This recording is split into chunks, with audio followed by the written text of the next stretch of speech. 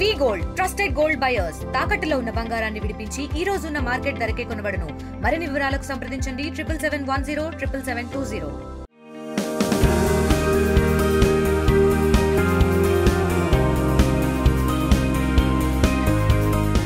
Welcome to RTV. నేను మీ గయాజ్ని. ఆయన ఓ పేద ప్రజల డాక్టరు. ఆయన రోగి చేయి పట్టుకుంటాడు కానీ చేయి చాపడు. గత కొద్ది సంవత్సరాల నుంచి నిరుపేదలకు వైద్యం చేస్తూ పైసా ఆశించకుండానే ఉచితంగా వైద్యం చేస్తున్నాడు. ఎవరైనా ఇస్తే తీసుకోవడమే తప్ప ఆయన డబ్బులు మాత్రం అడగడు. ఆయన పేరే డాక్టర్ ప్రభాకర్ నాయుడు. అయితే ఆయన ఆసుపత్రిలోనే ఉంటాడు, ఇల్లు కూడా లేదు. అయితే అతనికి ఉండే 3 ఎకరాలు పొలం ఉంటే కావలిలో, ఆ పొలం కూడా అతనితోటి సిబ్బంది, స్నేహితులకు, అనుచరులకు ఇళ్ల పట్టాలు ఇల్లు వేసుకోవడానికి ఇవ్వడం జరిగింది. అసలు ప్రభాకర్ నాయుడు ఎప్పటి నుంచి ఉచితంగా వైద్యం చేస్తున్నారు, అసలు ఏంటనేది ఒకసారి తెలుసుకునే ప్రయత్నం అయితే చేస్తాం. సార్ నమస్తే. సార్ నా పేరు గయాజు, ఆర్టీవీ రిపోర్టర్.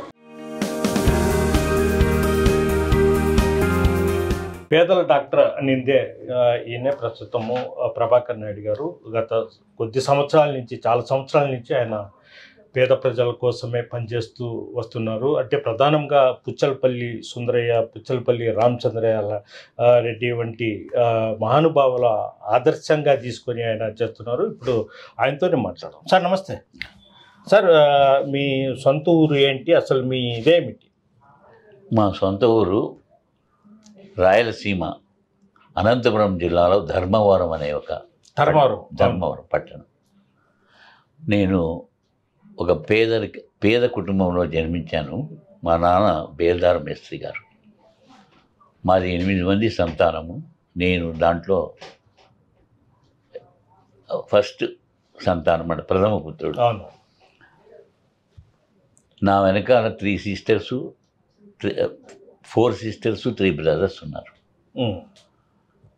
నేను మా నాన్నగారి వెంట చిన్నప్పుడు ఆయన ఈ డిస్ట్రిక్ట్ బోర్డ్ డిస్పెన్సరీసు, బిల్డింగ్స్కు సున్నాలు కొట్టేది, చిన్న చిన్న రిపేర్లు పని చేసేవాడు. ఆయన వెంట నేను వెళ్ళేవాడిని.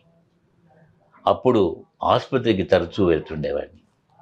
అక్కడ డాక్టరమ్మ గారు బీద ప్రజలకు సేవలు అందించడము, వాళ్లకు బాధలు తీర్చడం, అదంతా చూసి నాకు కూడా ఎందుకో ఆస్ఫూర్తి కలిగింది. అంటే డాక్టర్గా కావాలి. అప్పటి నుంచినే మా నాన్నగారు లేనప్పుడు, పక్కకి వెళ్ళినప్పుడు నేను వాళ్ళ దగ్గరికి వెళ్ళి నమస్కారం పెట్టి, నేను డాక్టర్ కావాలంటే ఏం చేయాలి అని అడిగాను. వాళ్ళు అన్నారు, నేను వైజాగ్లో అమ్మవారి గుడి పూజారి కూతురును, మా ఆయన పెద్ద గుడిలో పూజారి కొడుకు, మేమే డాక్టర్లు అయ్యాం. కష్టపడి చదివా, మేము కష్టపడి చదివి డాక్టర్, నువ్వు కష్టపడితే డాక్టర్ అయ్యావు. సో అదే స్ఫూర్తితో నేను బాగా చదివాను. మాకు అప్పుడు SSLC ఉండేది, సెకండరీ స్కూల్ లీవింగ్ సర్టిఫికేట్. అది 11th క్లాస్ అనేవాళ్ళ. దాన్ని యావరేజ్గా పాస్ అయ్యాను. ఆ తర్వాత intermediate seeded districts arts college అనంతపూర్లో ఇంటర్మీడియట్ చదివాను. అదే నా టర్నింగ్ పాయింట్ లైఫ్లో. ఎందుకంటే నా రూమ్మేట్స్గా 2 మంచి బ్రాహ్మిన్ స్టూడెంట్స్ వచ్చారు. వాళ్ళలో ఒకరు మన కంబైన్డ్ స్టేట్లో రాఘవేంద్రరావు గారని చీఫ్ సెక్రటరీగా కూడా రిటైర్ అయినారు. వారి తమ్ముడు డాక్టర్ ప్రహ్లాద్ అని అనస్థీషియా ప్రొఫెసర్గా రిటైర్ అయినారు. వాళ్లతో పాటు నేను కూడా కష్టపడి చదువుకున్నాను. నాకు కూడా న్యాచురల్ సైన్సెస్లో స్టేట్ ర్యాంక్ వచ్చింది. నేను MBBS చదవగలిగాను ఆ స్ఫూర్తితో. MBBSలో చేరినప్పటి నుంచి కూడా నేను అప్పటినే నాకు ఎందుకో కొన్ని నాలో సహజంగా కొన్ని స్వతంత్ర భావాలు ఉండేటివి. అంటే ఎవరికి తల ఒగ్గకూడదు, మానవుడై పుట్టిన తర్వాత మానవులంతా ఒకటే, దీంట్లో ధనవంతులు బీదవాళ్ళు అనే తారతమ్యం ఉండకూడదు, స్వయం కృషితో కష్టపడితే ఏదైనా మనం సాధించవచ్చును ఒక దృఢ నిశ్చయంతో నేను చదివాను. స్టేట్ ర్యాంక్ వచ్చింది, ఎంబీబీఎస్లో సీట్ వచ్చింది. దాంట్లో కూడా మా నాన్నగారు చదువురాని వారు కాబట్టి నేను జూన్లో పుడితే 15th జూన్లో పుడితే ఆయన 15th జూలై అని వేశారు. అందుకని నాకు ఎంబీబీఎస్ సీటు ఫస్ట్లో రాలేదు, ఎందుకంటే అండర్ ఏజ్ నాట్ సెలెక్టెడ్ అని అన్నారు. అదృష్టవశాత్తు అప్పుడు నీలం సంజీవరెడ్డి గారు చీఫ్ మినిస్టర్, ఆయన క్యాబినెట్లో గౌతులెత్తన్న గారు ఉండేవారు. ఆయన అన్న కొడుకు 17 రోజులు వయసు తక్కువ, ఆయనకు సీటు కల్పించడం కోసం మా అందరికి కూడా, మాకు ఇంకా 15 రోజులే వయసు తక్కువ కాబట్టి మాకు కూడా సీట్ ఇచ్చారు. సో ఆ విధంగా అంటే నేను అనిపించింది నాకు ఒక దృఢ సంకల్పం. సార్ తర్వాత మీరు గవర్నమెంట్ డాక్టర్గా పనిచేస్తారు సార్. నేను 1955 to 60 ఆంధ్ర మెడికల్ కాలేజ్ విశాఖపట్నంలో ఎంబీబీఎస్ పూర్తి చేశాను. మాకు ఆ కాలంలో డాక్టర్స్ తక్కువ కాబట్టి ఫైనల్ ఇయర్లో ఉండగానే మాకు పోస్టింగ్ వచ్చేది. నాకు అప్పుడే అనంతపురం డిస్ట్రిక్ట్ హెడ్ క్వార్టర్స్లో పోస్టింగు, ఆ తర్వాత ఓరియంటేషన్ ట్రైనింగ్ ఇచ్చి ముదిగుబ్బ అని ఒక హెల్త్ సెంటర్లో పోస్టింగ్ ఇచ్చారు. అప్పుడు మాకు గవర్నమెంట్ డాక్టర్స్కు నేను first 2.5 years rural service compulsory, అందుకని నేనే ఫస్ట్ రూరల్ సర్వీస్ చేయడానికి పోస్టింగ్ వేయించుకున్నాను. ముదిగుబ్బ అని ఒక ప్రైమరీ హెల్త్ సెంటర్. అది ఫ్యాక్షనిస్ట్ ప్లేస్. నాకు అక్కడ ఉన్న సమితి ప్రెసిడెంట్ గారికి కొన్ని భేదాభిప్రాయాలు వచ్చి నేను అక్కడి నుంచి మళ్ళీ నన్ను చిత్తూరు జిల్లా పులిచెర్ల అని నేను పిలిచాను, అక్కడికి ట్రాన్స్ఫర్ అయింది. పులిచెర్లలో నా రూరల్ సర్వీస్ పూర్తి చేసుకున్నాను. అక్కడ ఉన్నప్పుడు మా నాన్నగారు చాలా సుస్తుపడ్డారు. అప్పుడు ఫ్యామిలీ బాధ్యత అంతా నా మీద పడింది. అంటే 8 మంది కుటుంబం, మొత్తం 10 మంది. నా జీతం అప్పుడు నెలకు 325, గెస్టెడ్ హౌస్నే 325. నేను 150 రూపీస్ నాకు బేటా వచ్చేది. రోజు క్యాంపులు పోతే రోజుకి 5 రూపాయలు వచ్చేది. ఆ బేటాతో నేను మెయింటైన్ చేసుకుంటూ మా ఫ్యామిలీకి మిగతా పంపించేవాడిని. అయితే ఆశ ఏంటంటే నేను ఒక పెద్ద సర్జన్ కావాలి, ఎంఎస్ చదవాలి అని ఒక కోరిక ఉండేది. కానీ ఫ్యామిలీ బాధ్యత పడేటప్పటికి నేను అది తాత్కాలికంగా అది మర్చిపోవాల్సిన పని వచ్చింది. అయినా ఆ మూమెంట్లో నా క్లాస్మేటే డాక్టర్ గురుదేవిని, ఆమె నా సత్యమని కావడము, ఫ్యామిలీ బాధ్యతలు పంచుకోవడం. అంటే గురుదేవి మేడం నా వైఫ్. Okay okay. మేమిద్దరు క్లాస్మేట్స్ యాక్చువల్గా. అయితే నేను ఆమె నెల్లూరులో పనిచేశారు. చాలా పేరు ఆమెకి ఇప్పుడు కూడా. గురుదేవి మేడం దగ్గర షీఈ్ నో మోర్. సో అప్పుడు నేను ఎంఎస్ చేయాలంటే కుదరలేదు. సరే సర్జన్గా అన్నా అవుదామని నీలం సంజీవ్ రెడ్డి గారి అల్లుడు నాకు క్లోజు, రఘు అని, తమిళపల్లి అని మీరు వింటారు, మదనపల్లి దగ్గర. ఆయన ఫ్రెండ్ అయితే ఆయన నేను అప్రోచ్ అవుతే వాళ్ళ సంజీవ్ రెడ్డి గారితోనే మాట్లాడి నాకు బెస్ట్ సర్జన్ ఎక్కడ ఉన్నాడో రాష్ట్రంలో అక్కడ ఈ అబ్బాయిని పోస్ట్ చేయండి, ఆ సర్జన్కి ఇన్స్ట్రక్షన్ ఇవ్వండి, ఈయన చీఫ్ మినిస్టర్ క్యాండిడేట్, ఈయనకి సర్జరీ బాగా నేర్పించాలని. ఆదోనిలో డాక్టర్ రాఘవులు అని ఎంఎస్ ఫెయిల్డ్, ఆయన చాలా మంచి సర్జన్. అక్కడికి నన్ను పోస్టింగ్ ఇచ్చాను. ఆయన దగ్గర నేను 3 years సర్జరీ నేర్చుకున్నాను. నాకు చాలా బాగా సర్జరీ నేర్పించారు. ఒక మంచి సర్జన్ అయిన తర్వాత అప్పుడు సంపాదన అంటూ మొదలుపెట్టాను. దెన్ మేము మా మిస్సెస్ కూడా వాళ్ళ మిస్సెస్ దగ్గర ట్రైనింగ్ అయింది. ఈమె గైనకాలజీ, నేను జనరల్ సర్జరీ నేర్చుకున్నాం. ఆ తర్వాత 1960 నుంచి 70 దాకా 3 పిల్లలు పుట్టారు. అప్పటి వరకు కూడా నాకు ఎంఎస్ చదవడానికి కుదరలేదు. నేను కుప్పం పోస్టింగ్ చేశాను. నాకు నేను కుప్పంలో ఉండగా బెంగళూరుకి వెళ్ళి అప్పుడు ఎంట్రన్స్ ఎగ్జామ్ రాస్తే అక్కడ నాకు సెలక్షన్ వచ్చింది. So Bengaluru medical college. Sir ఇప్పుడు మీరు హాస్పిటల్లోనే ఇక్కడే ఉంటారంట, ఇక్కడే ఒక చిన్న రూమ్లో, ఇది 3 ఎకరాలు ఉంటే పేద ప్రజలకు, మీ స్నేహితులకు, స్టాఫ్ ఎక్కడ 3 ఎకరాలు ఎక్కడ కావాలన్నా కావాలి. ఎందుకు అలా ఇచ్చేసారు సార్ ఎందుకంటే నేను ఒక బీద కుటుంబంలో పుట్టిన, ధనాన్ని చూశాను, ధనం ఎలా సంపాదించాలో కూడా తెలుసు, ప్రొఫెషన్లో వర్తినేమి ఇంకో ఎన్ని విధాలుగాను. లగ్జరీస్ చూశాను. ఇప్పుడు నా కారు 69th కారు. నేను 59లో ఫస్ట్ కారు కొన్నాను. ఇది నా 69th కారు. లగ్జరీస్ అనుభవించాను. కానీ మానవ సేవలో ఒక వ్యక్తికి ప్రాణం పోసి డబ్బు ఆశించకుండా, ప్రతిఫలం ఆశించకుండా, దాంట్లో ఉన్నంత ఆనందము, తృప్తి దేనిలోనూ లేదు. ఇంకోటి, బీద కుటుంబంలో జన్మించాను కాబట్టి పేదలకు ఎలాగైనా ఏ విధంగా అయినా సహాయం చేసే అవకాశం ఎక్కడ దొరికినా అక్కడ చెయ్యాలి. అదే నా జన్మకు సార్థకత అని నేను మొదటి నుంచి తలచాను. అందుకనే రాజకీయంలో కూడా ఎందుకు ఎంటర్ అయినానంటే, రాజకీయ నాయకుడిగా కూడా చాలా సేవ చేయొచ్చు. ఈ ఊళ్ళో నిర్మాణాత్మకమైన పనులు ఎవరైనా చేశారంటే మీరు ఎవరినైనా ఎంక్వైరీ చేసుకోవచ్చు. నేనే ఉదయగిరి రోడ్ బ్రిడ్జ్ నేనే శంకుస్థాపన చేశాను. బీపీఎస్ సెంటర్లో ఒక పెద్ద ఇరిగేషన్ ఛానల్ ఉంది, దుర్గంధపూరితం, దాన్ని వేశాను. దాని మీద పూల వాళ్ళు ఇప్పుడు జీవితం అంత బాపూజీ కాలనీని 50 ఎకరాల కాలనీ, ఊరు బయట పాష్ కాలనీ, దాన్ని నేనే తెచ్చాను. మున్సిపల్ హై స్కూల్ కావలిలో నేనే కట్టించాను. వెంకటరావు నగర్లో నేనే కట్టించాను. ఇందిరానగర్లో నేనే కట్టించాను. ముస్లిమ్స్కు ఎక్కడ ఫంక్షన్ హాల్ లేదు. ఒక వివేకానంద పార్క్ అని ఉంది, అది అన్యూజ్డ్, చాలా కార్యకలాపాలు జరిగేవి. దాన్ని సగానికి తెగ్గొట్టి ముస్లింకు Shaadi మందిలు కట్టించాను.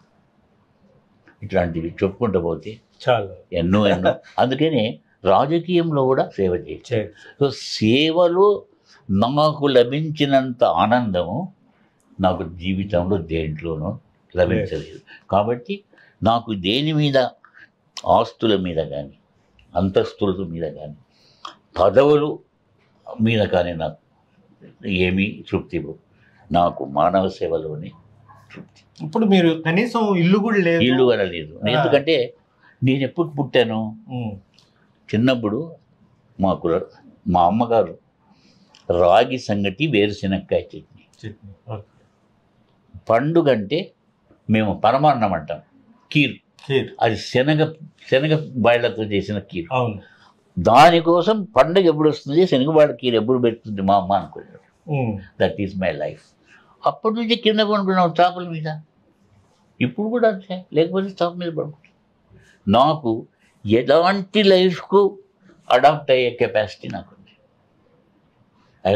I had Benz car also.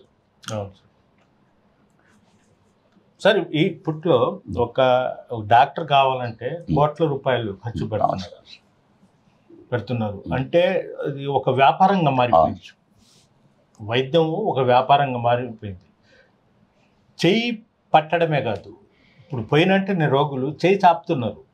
ఇది అట్లా అంత ఆ విధంగా ఉన్న ఈ రోజుల్లో మీరు వాళ్లకు ట్రీట్మెంట్ చేస్తున్నారు. వాళ్ళు డబ్బులు ఇస్తే తీసుకుంటున్నారు, లేకుంటే వాళ్ళకి వెళ్ళిపోమంటున్నారు. మీరు వైద్యం చేసిన తర్వాత మీకు ఎట్లా ఇది? సార్, నాకు పెన్షన్ వస్తుంది నెలకు. ఆ పెన్షన్తో నేను మెయింటైన్ చేసుకుంటున్నాను. పైన వచ్చే ఆదాయం ఏదన్నా ఉంటే స్టాఫ్ జీతాలు, మందులు అంతే. నేను కమర్షియల్గా నో ఫీజ్. నేను చెప్పాను కదా మీకు, 100 రూపాయలు మళ్ళీ 200 చేయమన్నారు ఎవరో వచ్చి. వేరే వాళ్ళు వచ్చి, సార్ మీరు 100 తీసుకుంటే ఎట్లా సార్, మాకు అది సరేలేవా 200 చేస్తాను వస్తారు. నేను ఎవరినైనా ఫీజు కట్టి వచ్చావని అడగను. లోపలికి వస్తే మొదట ఎగ్జామిన్ చేసి, పోయేటప్పుడు ఫీజు ఎక్కడ సార్ అని వాళ్ళు అడిగితే అక్కడ కార్డు రాసిపో అంటాను, లేకుంటే మందులు తీసుకొని వెళ్ళిపోతాను అంతే. అండ్ పాలిటిక్స్లో ఉన్నప్పుడు ఏమవుతుందంటే, కొంతమంది సార్ ఆ రోజు మేము ఎవరి తిరిగాం మిమ్మల్ని గెలియడానికి అంటారు. మనం ఒకవేళ ఫీజు అడిగామంటే అది ఎందుకు? ఇష్టంగా వాళ్ళు ఇస్తే ఇప్పుడు తీసుకుంటాం. మీరు పేదలకు ఉచితంగా వైద్యం చేస్తున్నారు, సేవలు అందిస్తున్నారు. మళ్ళీ మీరు పొలిటికల్గా ఎందుకు పోటీ చేయలేదు? పొలిటికల్గా ఎందుకు పోటీ ఎమ్మెల్యేగా పోటీ చేయాలంటే ఎందుకంటే నేను డబ్బు కూడా పెట్టలేదు. నా దగ్గర డబ్బు ఉండింటే నేను ఇప్పటికి మంత్రి అయిపోయి ఉండేవాడిని. ఓకే. మా టైంలో పొలిటికల్ ఎథిక్స్ వేరు, ఇప్పుడు ఎథిక్స్ వేరు. అప్పుడు మంచితనానికి, నీతి నిజాయితీకి ఓటేవారు.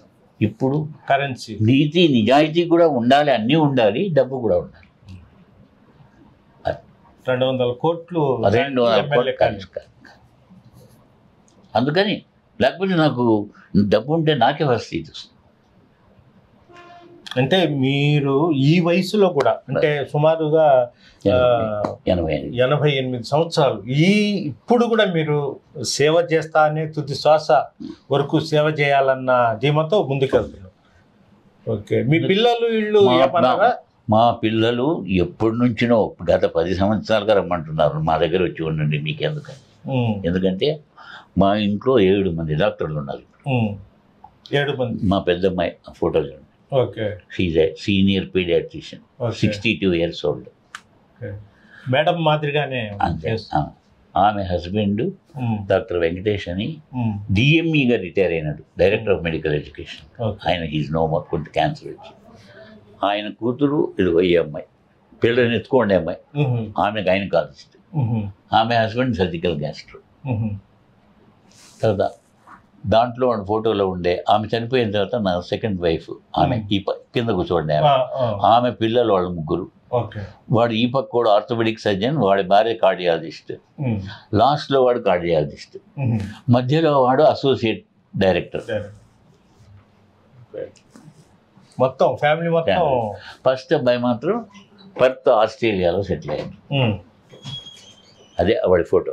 ఆస్ట్రేలియా. మొన్ననే వాడి ఫస్ట్ సన్కు అక్కడ నిశ్చితార్థమైంది. ఏ ఫోటో సార్? అది అది. ఓకే. ఓకే. ఈ సైడ్ ఉండేది, ఈ సైడ్ ఉండే మా ఫ్యామిలీ వాళ్ళంతా. ఇదిగోండి మా పెద్దమ్మాయి, చిన్నమ్మాయి, మా బంధువులు అంతా. Okay sir. మీరు సుమారుగా చెప్తారు 1 లక్ష ఆపరేషన్ చేసి ఉంటారు, అందులో సుమారు 75-80 ఆపరేషన్లు, 1000 ఆపరేషన్ల వరకు ఈయన ఉచితంగానే చేశారని. ఎలాంటి ఆపరేషన్స్ ఏమో? నేను ఎంఎస్ పోయక ముందే మీకు ఇందాక చెప్పాను, డాక్టర్ రాఘవులును నా గురువు గారు, ఆయన దగ్గర సర్జరీ నేర్చుకున్నాను. ఎంఎస్ చేయకముందే ఎంబీబీఎస్ కానీ ఎంఎస్ వాళ్ళు చేసేంత సర్జరీ చేసేవాడిని. ఎంఎస్ తర్వాత కర్నూలు జనరల్ హాస్పిటల్లో 7 సంవత్సరాలు పనిచేశాను. అన్ని డిపార్ట్మెంట్స్లో పనిచేసి orthopaedics, neuro surgeon, plastic surgery, gastroenterology మొత్తం అన్నింటిలో చేశాను. ఈఎన్టీ, అన్ని రకాల సర్జరీలు చేశాను. కావలికి వచ్చిన తర్వాత డైలీ 20 hours పనిచేశాను. Daily 20 ఆపరేషన్స్లో 5 minor, 5 medium, 10 major operations.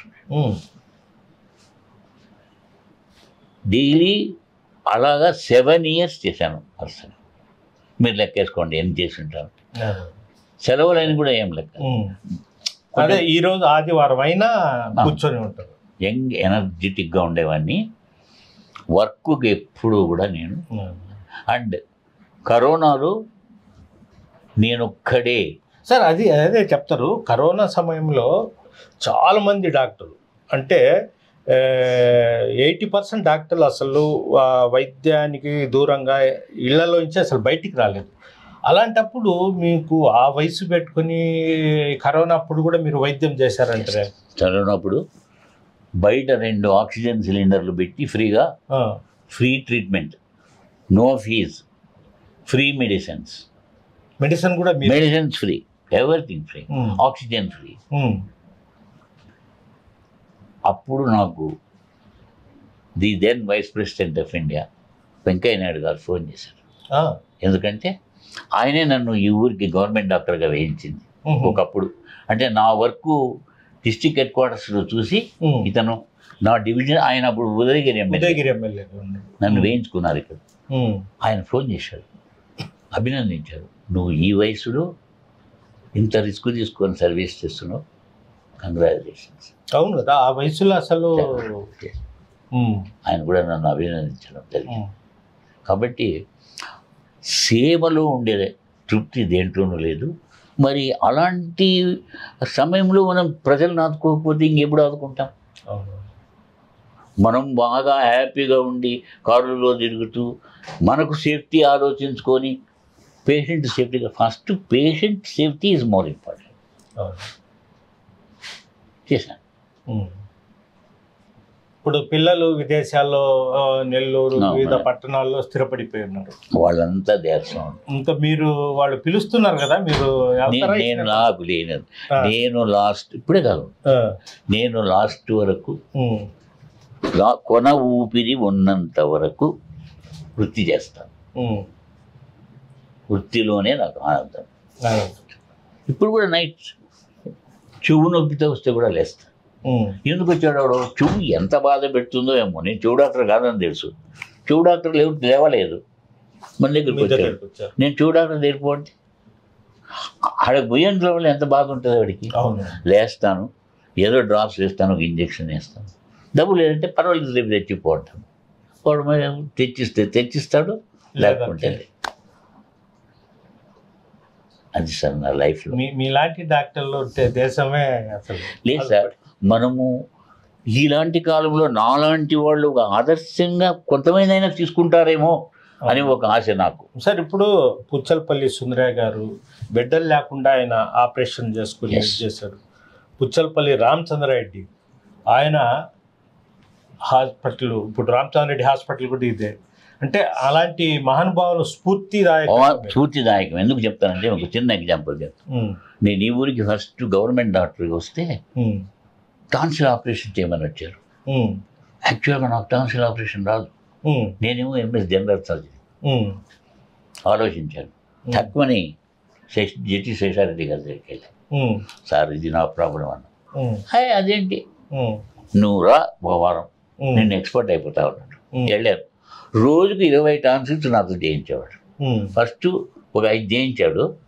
అంత పారామెడికల్ పర్సనలే, వాళ్ళే అనస్థీసియా ఇచ్చేది. అక్కడ నేర్చుకున్నాను నేను. ఇప్పుడు రామచంద్ర హాస్పిటల్ కూడా చాలా మంది అక్కడ కాంపౌండర్లుగా ఇది చేసుకొని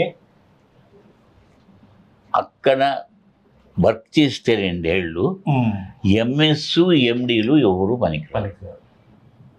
నేను చాలా మందికి చెప్తుంటా, మీరు ప్రాక్టీస్ పెట్టారా జనరల్గా అంటే ముందు 2 ఇయర్స్ వర్క్ చేయండి. నేనే పంపిస్తుంటా రికమెండ్ చేసి కూడా. నేను అక్కడికి వచ్చి అల్ట్రాసౌండ్ అవి నేర్చుకున్నాను, గ్యాస్ట్రోస్కోపీ నేర్చుకున్నాను. ఇప్పుడు కూడా పోతాను ఇప్పుడే. అండ్ నాకు లాస్ట్ జూలైలో వాళ్ళు సన్మానం చేశారు, బెస్ట్ డాక్టర్ అవార్డు. అది ఇస్తారు కదా ఆ రోజు, డాక్టర్స్ డే. మాకు కొత్తగా కట్టారు రిజిస్ట్రేషన్. చంద్రబాబు నాయుడు లాంటి వాళ్ళు ఎట్లా డైరెక్ట్ ఏమైనా పరిచయాలు ఉన్నాయి సార్? ఉన్నాయి సార్. చంద్రబాబు నాయుడు గారు కానీ నేను శాశ్వతంగా గాడ్ ఉన్నాడేమో కానీ ప్రత్యక్షమైన దేవుడు నాకు నందమూరి తారక రామారావు. ఎందుకంటే నేనెవరో ఆయనకు తెలియదు, నేను ఆయన కులానికి సంబంధించిన వాడిని కాదు. నేను ఒక గవర్నమెంట్ డాక్టర్గా వస్తే నన్ను పిలిచి, ఎవరు నందమూరి తారక నన్ను పిలిపించాడు. పిలిపించి బ్రదర్ రమ్మన్నారా? ఏరా నువ్వు ఎప్పుడు నాయుడు అయినవరా, నువ్వు ప్రభాకరే కదా అని మధ్యలో పెట్టారు మా వాళ్ళు. ఎమ్మెల్యేగా పోటీ చేస్తామన్నా, చేస్తాను. ఎంత ఖర్చు పెట్టుకుంటావు అన్నాడు. మీరే చెప్పండి. 10 లక్షలు అన్నాడు. నా బ్యాంకు అకౌంట్లో 20 లక్షలు ఉంది, ఇదంతా పెడతాను. పేరు రాసుకున్నాడు, పో ప్రచారం చేసుకో. వాలంటరీ రిటైర్మెంట్ ఇచ్చేసాను. ఇక్కడ వచ్చేటప్పటికి గొడవలు అంతా పోయి, సార్ అతను ఎవడు ఫారిన్ బాడీ మాకు తెలియదు, మేము మిమ్మల్ని నమ్ముకొని ఉన్నాం, మాకు అతి ఏంటి అంటే మళ్ళీ నన్ను పిలిచారు.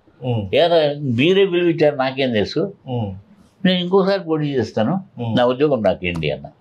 మళ్ళీ నన్ను రీఅపాయింటెడ్ వస్తుంది. ఇక్కడ ఓడిపోయిన తర్వాత పిలిచి ఎంత గొప్ప మనసు చూడండి, రే ఎక్కడో పొరపాటు జరిగిందిరా, నువ్వు కావాలా పార్టీకి, నువ్వు డిస్ట్రిక్ట్ సెక్రటరీగా ఉండాలి. డిస్ట్రిక్ట్ సెక్రటరీ చేశాడు.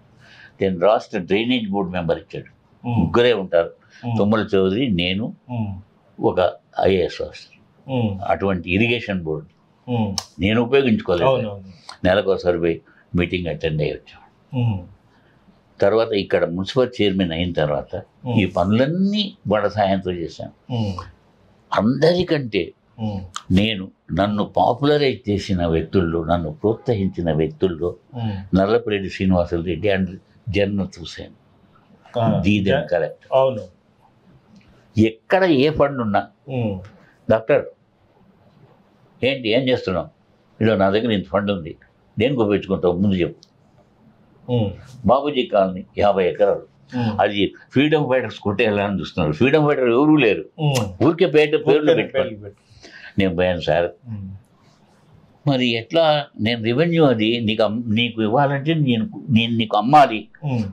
సార్ ఇది బ్యాంక్ మున్సిపాలిటీ, మేమేం డబ్బులు ఇస్తాం సార్. సరే ఎకరాకు 500 చొప్పున ఉండాలి. ఎంత అవుతుంది సార్?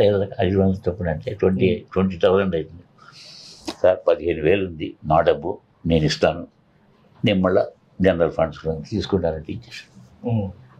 ఆయన పుణ్యమేవుడు ఆ బాపూజీ కాదు.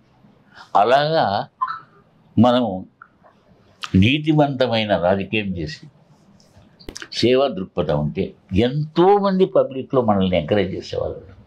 వాళ్ళలో వీళ్ళ పేర్లు మీకు చెప్తున్నా. అలా ప్రోత్సహించిన వ్యక్తులు, వారందరి సహకారంతోనే నేను ఇటు రాజకీయంలోనూ ఇటు వృత్తిలోనూ రాణింపగలిగాను.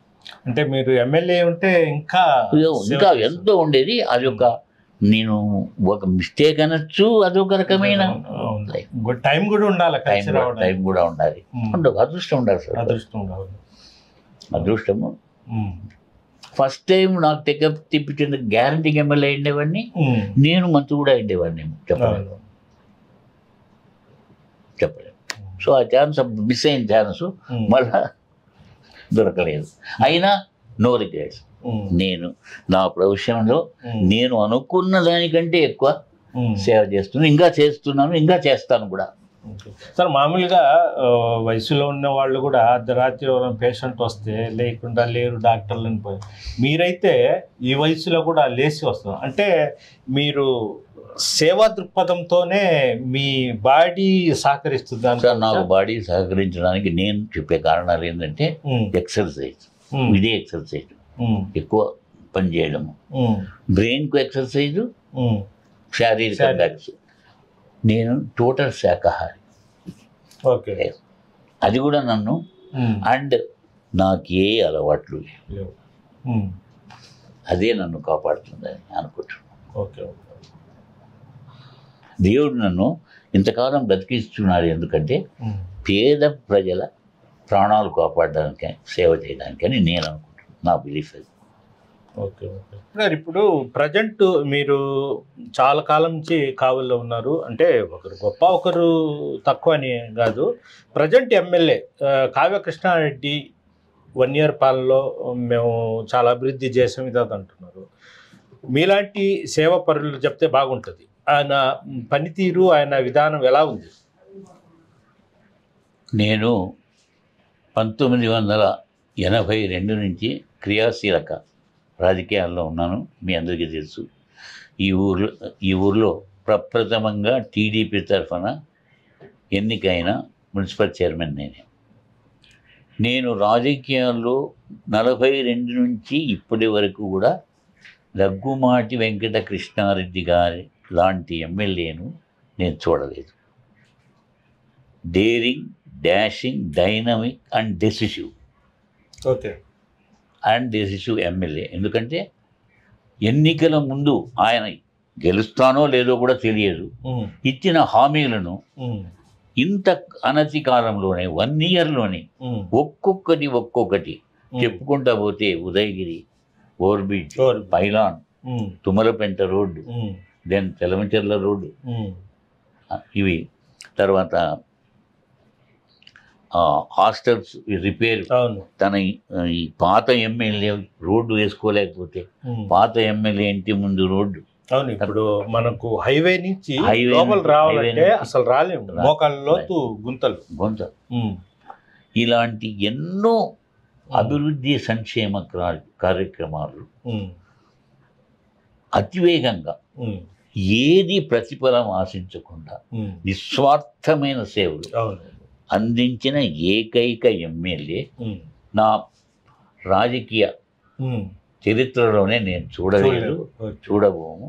నేను కూడా ఇది కావలికి రఘుమాటి వెంకట కృష్ణారెడ్డి గారు దేవుడు ఇచ్చిన వరం అని చెప్తున్నాను.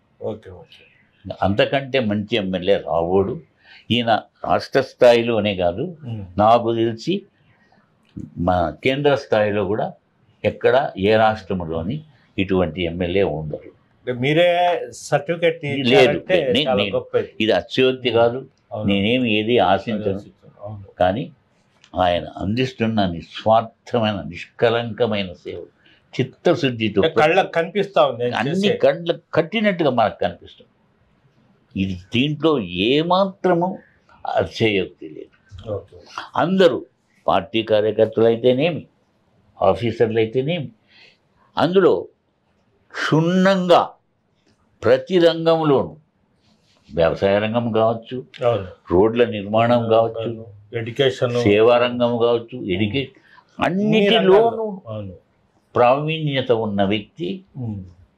ఆ తెలివితేటలు రాజకీయ నాయకుడికి ఉండాల్సిన తెలివితేటలు మించిన, అంతకంటే మించిన తెలివితేటలు ఆయనకు ఉన్నాయి. సో ఇలాంటి వ్యక్తి కావలికి ఎమ్మెల్యే కావడం కావలి ప్రజలు అదృష్టం. దీన్ని కనకపట్టణంగా తీర్చిదిద్దగల చెప్తున్నాడు, కనకపట్నంగా తీర్చిదిద్దగల సమర్థవంతమైన వ్యక్తి ఇన్ని రోజులకు మాకు దేవుడు ఇచ్చాడు. మేము దేవుడికి కృతజ్ఞతావందనలు తెలుపుకుంటున్నాం. Thank you sir. ఇది పరిస్థితి. కావలిలో ప్రభాకర్ నాయుడు గారు గత చాలా సంవత్సరాల నుంచి ఇక్కడ వైద్యం చేస్తున్నారు. పేదల కోసం ఆయన నిరంతరం కృషి చేస్తున్నారు. తుది శ్వాస ఉన్నంత వరకు పేదల కోసమే నేను వైద్యం చేస్తానని కూడా చెప్తున్నారు. వీడియో తెలియని ప్రదీప్తో గయాజ్, RTV కావలి నుంచి.